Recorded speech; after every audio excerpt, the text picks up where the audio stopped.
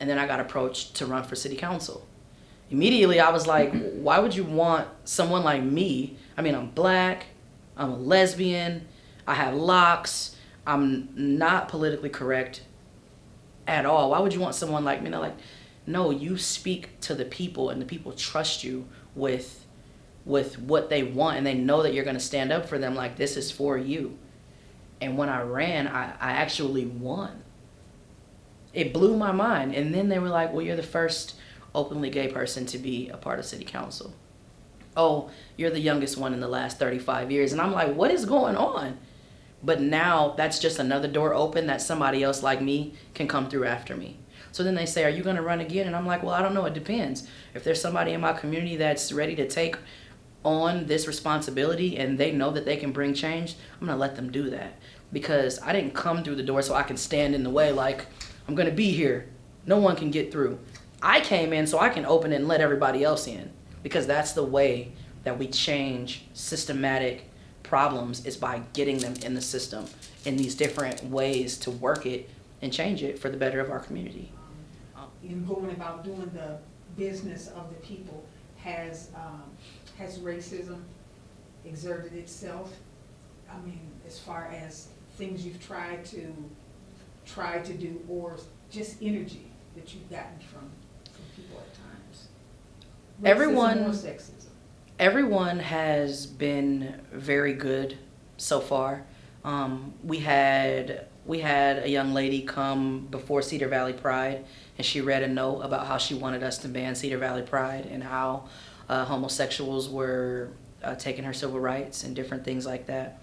And I don't think she knew at the time that I was a lesbian. And I think my colleagues knew I was a little bit turned off, because the mayor texted me and he said, hey, it's going to be okay. This is something that happens every year. And I just wasn't prepared for that because, again, I hadn't paid attention. So after the meeting, I went and I introduced myself to both of them. And they were very happy that I was a part of city council until I told them I was a lesbian. Then their mouths dropped to the floor. And they were like, and I was like, hey, well, have a blessed day. And they were like, well, how can I do that? And I'm like, I don't know, but I'll pray about it. Because I think the misconception is that if you believe in something else, you can't believe in something else. And I don't think that's true in my stance. Like I told you earlier, I've walked with Christ since I was a child.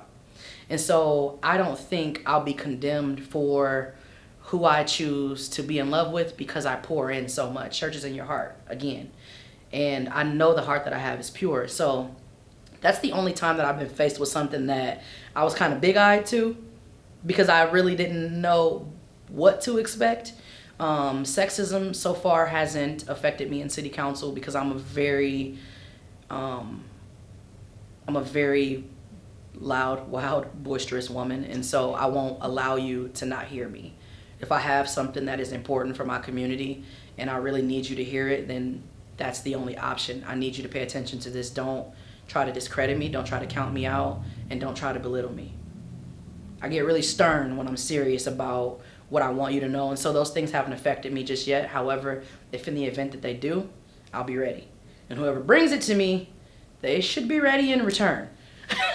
Because I'm not going to deal with that. I'm not going to deal with no racism, no sexism, because I don't treat people that way. However, with politics, I really feel like city council is where I have to be. That has to be my limit, because I don't know how politically correct I'll be if someone takes a photo of me while I'm hanging out with my partner and then tries to turn that into a negative.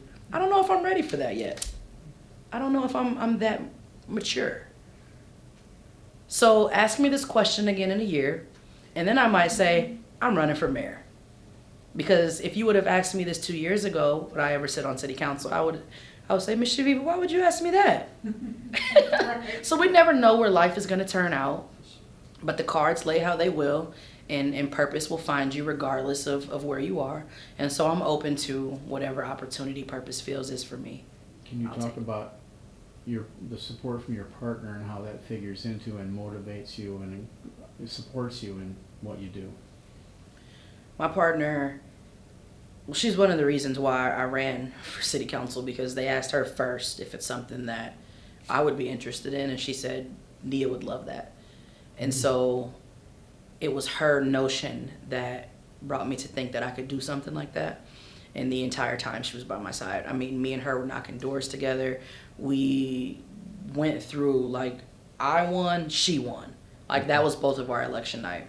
She was very supportive. I do think you do have to pour a lot of your time and attention into what you do. However, you also have to be mindful that your family still needs that time and attention. And so if you pour all of your time and attention into your job, eventually you won't have a family. You will, but mentally they will be removed from being in a physical family. And so I make sure that my partner mentally is still with me. Even though I'm physically here at work or here at council, mentally we are still a unit.